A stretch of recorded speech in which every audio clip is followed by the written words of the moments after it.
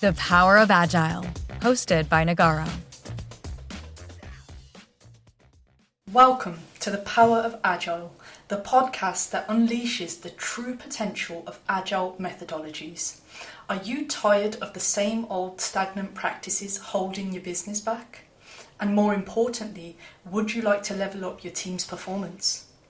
If the answer to those questions is yes, then you've come to the right place. I'm your host, Gurpreet Bhadesh, a cloud consultant here at Nagarro, and I focus on turning cloud confusion into transformational solutions. Agile ways of working are part of my day-to-day here, and through this podcast, my mission is to explore the transformative impact of true agility on businesses. Across our episodes, we will delve into the different aspects of Agile methodologies to uncover and understand the strategies and techniques that can transform your business. We'll be joined by industry experts, thought leaders, and fellow Nagarrians who have first-hand experience in harnessing the power of Agile. With Nagarro being a leader in digital product engineering, we're all about delivering breakthroughs, and at the core of our values is the power of Agile.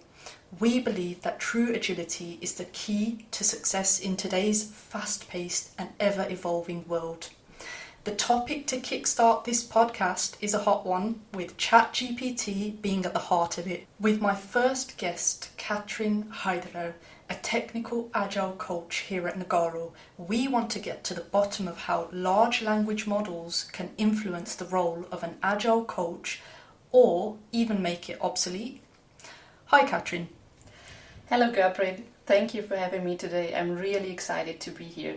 Oh, it's a pleasure to have you. And before we dive into our topic, can you just tell me a bit about your role here at Nagarro?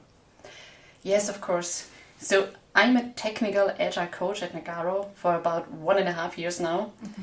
And for many, or for possibly most people who do not know what a technical Agile coach does, I quickly want to sum up what my day-to-day business looks like. So I have a very strong technical background in software development as a developer. Mm-hmm. And now as a technical Agile coach, my focus is on helping organizations who struggle with major technical debt or pain of refactoring legacy code. And I'm trying to find a tailored solution for the teams themselves, so they can increase the technical excellency. I coach them to get better programming techniques and other topics like clean code or continuous integration. So yes, I do have a close connection to Agile coaching, but I think it's more on the technical side. That's great. Thank you so much for that. And I've actually got a quick round of questions for you, if that's okay. Yes, of course. Perfect. So if you could describe yourself in 3 words. In 3 words, I think the most, the biggest one that comes to my mind in the beginning is I can be a very impatient person. But with that, I would also say that I'm a very curious person as well. So I think they kind of go hand in hand for me as impatient and curious. And a third one, I am a reliable person, not only in private life, but also in business. So if I promise to do something, you can bet on me. Sounds like the ideal qualities for a technical Agile coach there. Maybe not the impatient one. And what would you say your personal secret to success is? My personal secret to success would be that I have still a real passion for my job. So I really like what I'm doing day by day. I like the field that I'm in, and I still have this kind of level of enthusiasm, and I think that's a great way to start your day. It's absolutely necessary. And finally, what's one thing about your job that almost no one agrees with you on? I think that most people, when they hear that I'm working in software engineering, might perceive it as a highly technical and logic-driven field. However, I firmly believe that software engineering is a profoundly creative job. So you're designing solutions, you're architecting systems, and let's be honest, even debugging your code, it does require some imaginative thinking and problem-solving skills. So writing code is not only writing code, it's you can compare it with being an artist and you're having your canvas. Mm-hmm. And I think this is one aspect in software engineering that maybe my mom and my sister will never understand. Okay, that's great. Thank you. So, Katrin, do you know what the GPT stands for in ChatGPT? Okay, I should know it, and I think I can give it again. So the GPT actually stands for Generative Pre-trained, and the pre-trained is an important part of the GPT. I think maybe I explain very shortly what pre-trained is standing for. So there are different kind of ways how to train a model, and ChatGPT is not learning on the input that you're feeding it. It was before trained on a defined set of data. So it's pre-trained and it's not picking up the current input and extending its knowledge. And I think that is one of the biggest misconceptions about using ChatGPT, that I will just put in something and the next user will see some information that I put in. Mm-hmm. So it's a model that is trained on a pre-model before. Exactly, and not a lot of people know that. So yeah, quite rightly, as you've mentioned, it's generative pre-trained transformer. And this is actually a type of neural network architecture. So maybe again, for those of you who haven't used ChatGPT or don't really know anything about it, to sum it up, ChatGPT is probably the most famous large language model now out there. And as Gurpreet, you just said, it uses deep learning and a really huge data set to generate human-like text.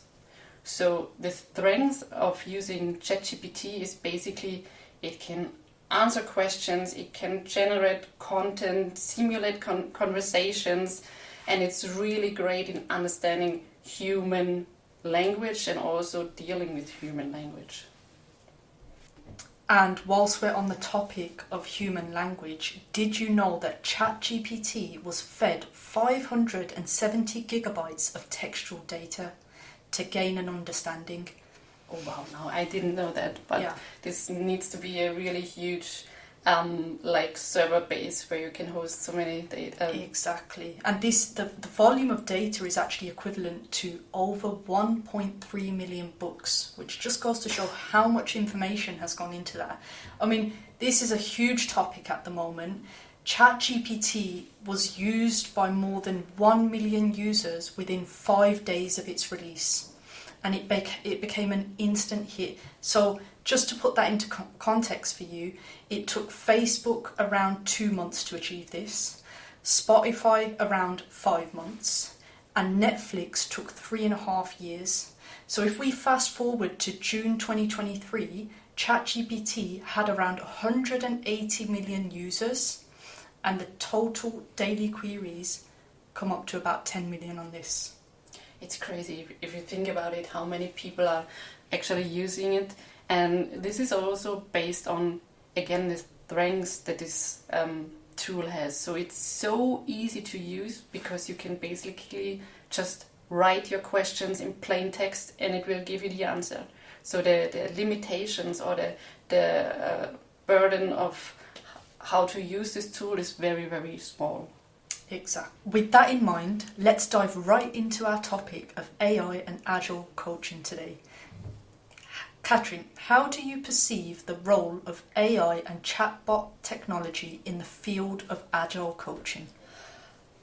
So these tools like ChatGPT or any large language models, they have a really great potential to support us in our role as Agile coaches. So I could use it in so many different aspects, like a quick information retrieval or just a suggestion for my daily Scrum meetings, how to spice them up, what can I do. Oh, really? yeah, there are so many possibilities, and if you start using it, it might be a little weird how you interact with this tool. Right. But you will feel the better you communicate, or the more directly you're telling this tool what you want and how you want it, the better the results will be. I see. So you're refining the queries every time. Every time, so you basically learning from yourself. So you learn what I've typed in yesterday worked very well, and also how to use this tool and leverage for the information that you want to achieve. So this can also mean that you will give it like a template of how you want your output to look like, and it will fill this template with the content that you want to. So, for example, are we saying like an Excel template or Everything. anything? Yeah, so basically you can just use anything. If, for example, you have a user story that you want to fill, then you can provide ChatGPT with the context, the requirements that you want to transform. You can basically try in the beginning if the format that it's providing is the right one, but if not, you can just give it an empty user story and it will fill the user story with the requirements that you've provided. So this is a big amount of work that you can just outsource, which is not really something that many people enjoy doing, just copying the contents of requirements to user stories. Yeah, this must totally change the way you work. Definitely, and in so many ways. So all of these administrative tasks like scheduling or tracking of metrics can possibly be very easily outsourced in the future. So the workload for myself could also be limited to the things that the AI cannot do for me, because there are also plenty of tasks that of course we cannot outsource to an AI. But why not use those fields that it's really good and leverage it? So you mentioned using ChatGPT where it works well, and now I'm curious, what are the limitations of AI technologies like ChatGPT in comparison to the human element that Agile coaches provide? Well, that's a good question. If we think about the classical role of an Agile coach, we think of the tasks of listening and connecting with individuals in the team, building relationships, and also feeling like the temperature, if you like, of your team if something isn't going the right way and people are not communicating. So you're basically like a person who needs this personal touch and also the relationship in the team, and that is exactly where the limitations of an AI or like ChatGPT are lying. So how would you describe something like emotional intelligence to an AI? That's so true. It cannot generally feel or understand any kind of emotion. So as a human, if you would like human coach, you can sense and respond to feelings of people. And this is also some kind of sense that you need to have. So you need to feel if somebody isn't like he would normally behave. Well, yeah, you would need to, I mean, as humans, we have the ability to read between the lines, read the room, and behave accordingly, right? Or, yeah, you're able to adjust dependent on that. Whereas, as we mentioned earlier, ChatGPT is a large language model. It's been trained off of text, essentially. Basically, yeah, it's kind of repeating what anybody else has already said before. Yeah. And these are exactly the things that we will never, or I'm just saying today, we will never be able to outsource, because things like intuition and body language, or also empathy, these are also things that we as human are capable of, and I wouldn't even be able to start training an AI with all of the emotions. So I wouldn't know where to begin. Yeah, and how to structure it. Would you, if you think about the contextual understanding of a team, you would need to feed ChatGPT every piece of information about the team, like every conversation, every decision that has been done in the last couple of years. So you would understand also the dynamics between us, and I think that this wouldn't make any sense at all. So, in contrast to what we've just discussed, which areas do you think AI could complement or even enhance the work of Agile coaches? I think that there are really many ways how we can improve our work with the assistance of AI tools. And I think the most prominent one that comes to my mind would be data analysis. So with those tools, you can offer precise analysis of large data sets within seconds. So I'm not sure if you've used ChatGPT Plus before. No, I haven't personally. But the great feature is that you can upload whole files, so you do not need to put all the input in the UI, but you can just upload a whole Excel file, Word file, whatever you like, and within seconds it will create just beautiful graphics or data sets within the UI. So this is I didn't even know that was possible. Yeah, me neither. So. Yeah. The $10 a month are really worth it. So other things that come to my mind are definitely it's for me like a 24/7 assistant. So whenever I need to know something or want to rewrite something, I am now in the phase that I really have ChatGPT open like all the day, and I'm just inputting or formatting what I'm writing, and I'm just double checking like basically everything and trying to have a little bit more of a creative output or think of different scenarios. So it works very well when you give some input and it can just fill out the missing parts. So this is... So are you, I mean, what you're saying is that you use... correct me if I'm wrong here, you use ChatGPT for somewhat of the routine tasks, let's say? I wouldn't even say just routine tasks. I think I'm using it practically like in every scenario possible. So routine task would be, of course, on my priority list, but especially when I do not know in a new topic where to start and how to start and what is important, there is a great opportunity for ChatGPT to give you a good overview of a topic. You do not need to go to Google and click through and sift through the information. Yes, and right. figure out what you need and what you don't need. Right. So you can just define exactly what you want to know, in which context you want it to know, and which aspects are important for you. So you're basically slimming down the amount of text you need to read because it's just a summary. It's effectively making you more efficient in your role and your day-to-day duties. I would agree. So I'm working way faster than I did without this tool, and I'm not even using it, I think, at the maximum level, so I could even improve in my prompting still. So I just want to go back to a point that we mentioned earlier. We spoke about how you use ChatGPT and you don't have to actually go on to do a Google search and individually sift through the results. I'm curious, how do you know the validity of the source, or even that the results are correct? That's a great question, because basically you don't.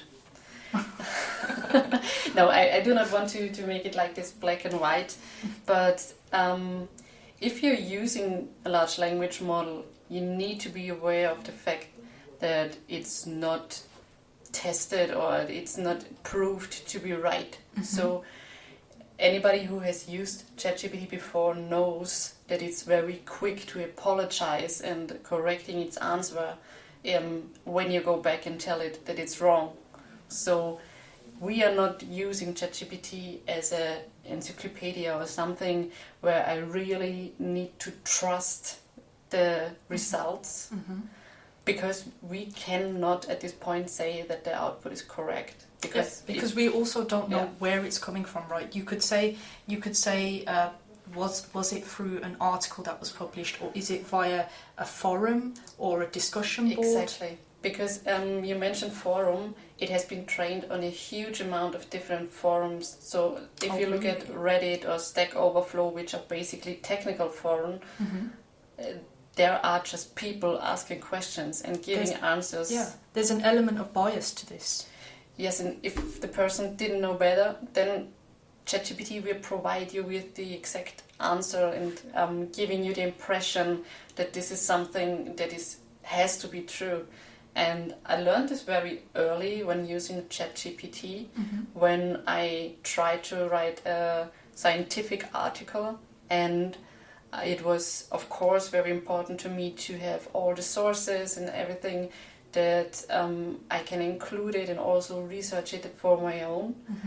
And when I asked ChatGPT for the sources, ChatGPT basically told me that it came up with the majority of the data that it provided me based on its own experience. And this kind of made me giggle a little bit, because it's so abstruse that AI just saying I calculated this kind of data based on my experience. It's impossible. It's impossible. It doesn't even know how to calculate at that point. Now it's different, but in the beginning, no way. Wow. And I think there are also different kind of concerns lying around the AI topic right now. And the most prominent one, or the most discussed one, would be possibly the job security fears. Yes, this is such a huge topic. And even in our talk today, we are talking about can an Agile coach be replaced with ChatGPT? And this is actually a question that very many people are really afraid of and dealing with. So there has been a recent study in Germany, and in this study, people realized that 30 to 35%, I think, of the people working in Germany are afraid right now to lose their job to an AI tool. That's the thing. There is a reluctance to even embrace any technological change, especially when it threatens job security. And if you're honest, I think we can all relate to that fear, because if you do not know something, and everybody in 2023 is just talking about AI, you cannot look anywhere else, you will get intimidated. You will think about the tools in a threatening way. So I think one of the biggest challenges also as an Agile coach is not only giving yourself the courage also to try out those tools, but also make people feel comfortable using them. Yeah, and I think, I have to say, I think what's scary about it is, for example, you mentioned earlier that there's a whole data analysis side to ChatGPT. I didn't know that.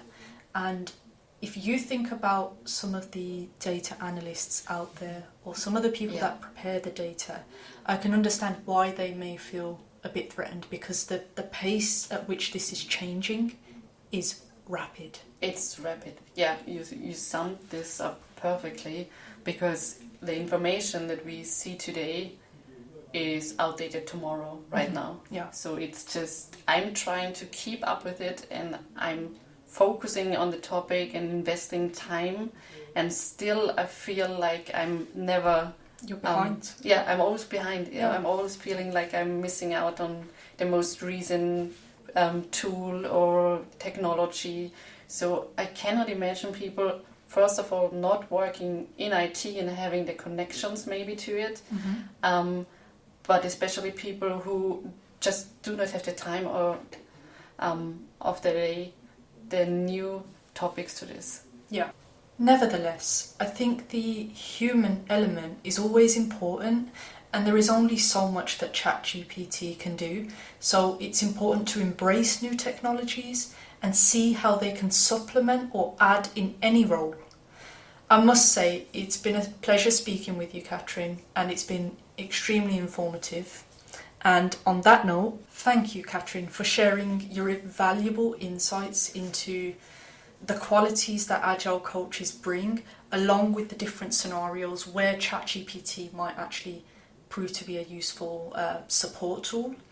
Before we wrap up, let's quickly recap what we've discussed. Yes, so I think that Agile coaches bring so many unique things to the table, like empathy, dealing with emotions, dealing with team members, and practically being a part of the team and communicating. So what I can also give them on the way is that we as Agile coaches, we also need to stay agile. So we need to embrace these changes that are happening right now, and we need to also foster their continuous learning and be some kind of role model in the team. So we can integrate also AI tools in our coaching toolbox.